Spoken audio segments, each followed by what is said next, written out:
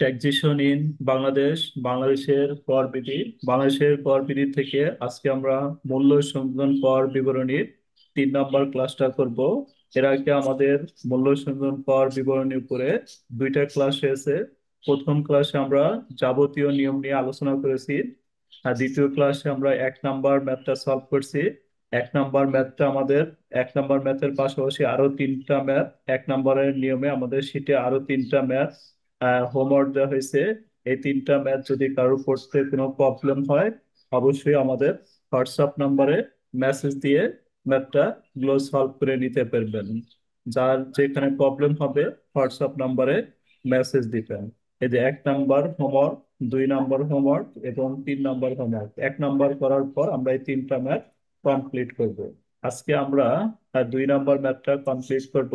তাহলে 2 নম্বর ম্যাথে 2 নম্বর ম্যাথ থেকে আমাদের যেটা আছে দেখেন, মিস্টার রাফি রাফি সমস্যা 2। রাফি লিমিটেড একটি উৎপাদনকারী প্রতিষ্ঠান।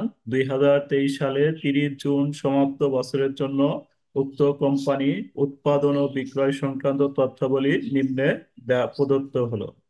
প্রারম্ভিক কাঁচামাল। তাহলে আমরা একটা সূত্র লিখে দিছিলাম, এই সূত্রের মাধ্যমে আমরা সবগুলাই সলভ করতে পারি। যে একটা লাইন আমরা বলে দিছিলাম যে আপনারা এই লাইনটা মনে রাখবেন, প্রথম ক্লাসে এটা ডিটেলস আলোচনা করা হয়েছে। এইখান থেকে আপনারা এই যে লাইনটা মনে রাখবেন, এমএলএফ ডাব্লিউআইপি। এমএলএফ ম্যাটেরিয়াল লেবার ওভারহেড, ডাব্লিউআইপি হচ্ছে ওয়ার্ক ইন প্রসেস, প্রারম্ভিক চলতি কার্য, সমাপনী চলতি কার্য। ফিনিশ গুড প্রারম্ভিক তৈরি পণ্য, সমাপনী তৈরি পণ্য। Selling expense, administrative expense, total cost plus profit equal to sales. তাহলে আমরা প্রথমে যে কাজটা করব, আমাদের প্রথমে হচ্ছে ম্যাটেরিয়ালের কাজ। তাহলে ম্যাটেরিয়ালের ভিতরে আমাদের কি কি আসবে, ম্যাটেরিয়াল নিয়ে আমাদের এখানে আলোচনা আছে। দেখেন ম্যাটেরিয়াল নিয়ে এখানে আমাদের আহ দেওয়া হচ্ছে যে ম্যাটেরিয়ালের মধ্যে আমরা কি কি আনবো। ম্যাটেরিয়ালের মধ্যে আনবো হচ্ছে আমরা প্রারম্ভিক কাঁচামাল, কাঁচামাল ক্রয়, ক্রয় পরিবহন এবং সমাপনী কাঁচামাল। তাহলে ম্যাটেরিয়ালের ভিতরে আমরা এই 4টা এন্ট্রি আনার চেষ্টা করব। তাহলে এখানে আমাদের কি কি আছে ম্যাটেরিয়ালের মধ্যে। তাহলে ম্যাটেরিয়ালের ভিতরে আমরা নিয়ে আসবো হচ্ছে প্রারম্ভিক কাঁচামাল, তারপরে কাঁচামাল ক্রয়, তারপরে ক্রয় পরিবহন। ক্রয় পরিবহন আমাদের এই অঙ্কে নাই। তাহলে ক্রয় পরিবহন না থাকলে ক্রয় পরিবহনের পরিবর্তে আমরা নিয়ে আসবো হলো সমাপনী কাঁচামাল। তাহলে আমাদের এম এর ভিতরে সর্বোচ্চ 4টে এন্ট্রি যেতে পারে। তার ভিতরে ক্রয় পরিবহন যদি থাকে তাহলে 4টা হবে, না থাকলে আমাদের 3টা হবে। তাহলে আমরা কি করব, প্রারম্ভিক কাঁচামাল, এই প্রারম্ভিক কাঁচামালের সাথে কাঁচামাল কয়টা যোগ করব। যোগ করার পর সমাপনী কাঁচামালটা বিয়োগ করব। সমাপনী কাঁচামাল বাদ দিয়ে যেটা আমাদের বের হবে, এটাই হচ্ছে আমাদের ব্যবহৃত কাঁচামাল। দেখেন এইখানে আমাদের করে দেওয়া আছে যেভাবে আমরা করব।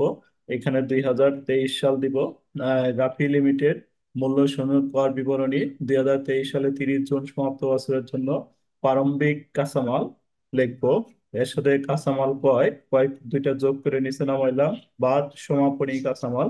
সমাপনী কাঁচামালটা বাদ দিলে আমাদের বের হবে ব্যবহৃত কাঁচামাল। তাহলে ব্যবহৃত কাঁচামালের পরে যে আমাদের স্টেপটা হচ্ছে এমএলএফ এর পরেরটা হচ্ছে এল। এল এর ভিতরে আমাদের 3টা এন্ট্রি আসতে পারে। একটা হচ্ছে মজুরি বা শ্রমিকের মজুরি, যাবতীয় প্রত্যক্ষ খরচ, চার্জকৃত ব্যয়, উৎপাদন মজুরি। যাবতীয় প্রত্যক্ষ খরচ, চার্জকৃত ব্যয়, উৎপাদন মজুরি। তাহলে আমাদের ম্যাথে আজকে কি কি আছে লেবারের ভিতরে। লেবারের ভিতরে আমাদের আজকে আছে সরাসরি একটা এন্ট্রি আছে প্রত্যক্ষ মজুরি।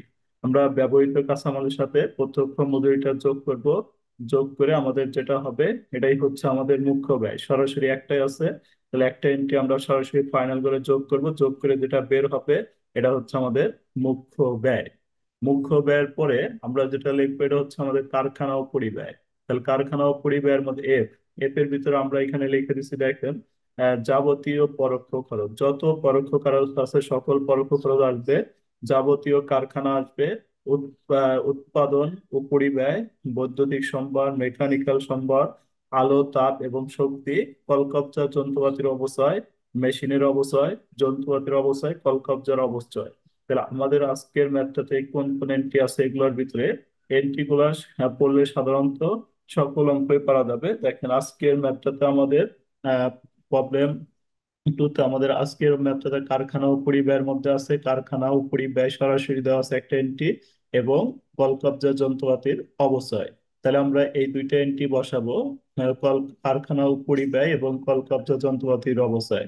শিরোনাম দিব কারখানা ও পরিব্যয়। কারখানা ও পরিব্যয়টা প্রথম করে 60,000, কলকব্জা যন্ত্রপাতির অবচয় হচ্ছে 40,000, যোগ করে আমরা লিখবো হচ্ছে 1 লাখ। তাহলে মুখ্য ব্যয়ের সাথে আমরা এই 1 লাখ যদি যোগ করি তাহলে আমাদের বের হবে কারখানা ব্যয় অথবা উৎপাদন ব্যয়। এরপরের স্টেপ আমাদের যদি থাকে বসাবো, না থাকলে আমাদের বসানোর দরকার নেই। প্রারম্ভিক চলতি কার্য এবং সমাপনী চলতি কার্য, এই স্টেপটা এই অঙ্কে আমাদের প্রারম্ভিক চলতি কার্য এবং সমাপনী চলতি কার্য নেই, তাহলে এটা দরকার নেই। তারপরে আমরা যাব হচ্ছে প্রারম্ভিক তৈরি পণ্যে। প্রারম্ভিক তৈরি পণ্য আমাদের দেওয়া আছে, প্রারম্ভিক তৈরি পণ্য যোগ করব, সমাপনী তৈরি পণ্য বাদ দিব। বাদ দেওয়ার পরে যেটা বের হবে এটা হচ্ছে আমাদের বিক্রিত পণ্যের ব্যয়। বিক্রিত পণ্যের ব্যয়ের পরে, না, বিক্রিত পণ্যের ব্যয়ের পরে আমরা লিখবো হচ্ছে এস এবং এ। এস তে হচ্ছে সেলিং এক্সপেন্স, অর্থাৎ বিক্রয় ও বিতরণ খরচ, অফিস ও প্রশাসনিক খরচ। এই দুইটা যদি থাকে তাহলে যোগ করে আমরা লিখবো হচ্ছে টোটাল কস্ট। তাহলে আমাদের অঙ্কে আজকে দুইটাই দেওয়া আছে, দেখেন, বিক্রয় খরচ এবং প্রশাসনিক খরচ। তাহলে বিক্রয় খরচ দেওয়া আছে আমাদের 83,000, প্রশাসনিক খরচ দেওয়া আছে 77,000। তাহলে বিক্রয় খরচ 83,000 এবং প্রশাসনিক খরচ 77,000, এই দুইটা যোগ করে আমরা লিখবো হচ্ছে বিক্রয় খরচ এবং প্রশাসনিক খরচ যোগ করার পর আমাদের যেটা বের হবে এটা হচ্ছে আমাদের মোট ব্যয়। মোট ব্যয়ের সাথে আমরা কি করব, মুনাফা ধরবো। তাহলে মুনাফা ধরার নিয়ম হচ্ছে দুইটা। যে একটা বলা থাকতে পারে মোট ব্যয়ের উপরে মুনাফা ধরেন, মোট ব্যয়ের উপর ধরলে আমরা মোট ব্যয়ের উপরে সরাসরি পার্সেন্টেজ কাটবো। আরেকটা বলা থাকতে পারে আমাদের কোম্পানি মোট ব্যয়ের সাথে বিক্রয়ের উপর, বিক্রয়ের উপর যদি বলা থাকে তাহলে আমরা সরাসরি পার্সেন্টেজ কাটতে পারবো না। বিক্রয়ের উপর বলা থাকলে আমাদের মোট ব্যয় যে টাকা থাকবে, মোট ব্যয় যে টাকা বের হবে, এই মোট ব্যয়ের সাথে গুণন করব। যে আমাদের পার্সেন্টেজ ছিল হচ্ছে 25, তাহলে গুণন 25, 100 থেকে আমরা 25 বাদ দিব, 100 - 25 তাহলে হবে হলো 75। তাহলে আমাদের উপরে হবে 25, নিচে হবে হচ্ছে 75। যদি আমাদের 20% থাকতো তাহলে আমরা করতাম হচ্ছে গুণন 20, 100 থেকে 20 বাদ দিলে নিচে হবে 80। যদি আমাদের 15% থাকতো তাহলে আমাদের হইতো হলো গুণন 15, নিচে 100 থেকে 15 বাদ দিলে তাহলে নিচে হয়তো 85। তাহলে এইভাবে আমরা মুনাফা লিখবো, কারণ এখানে বিক্রয়ের উপর মুনাফা চাইছে, এখানে এজন্য আমরা সরাসরি পার্সেন্টেজটা কাটতে পারবো না।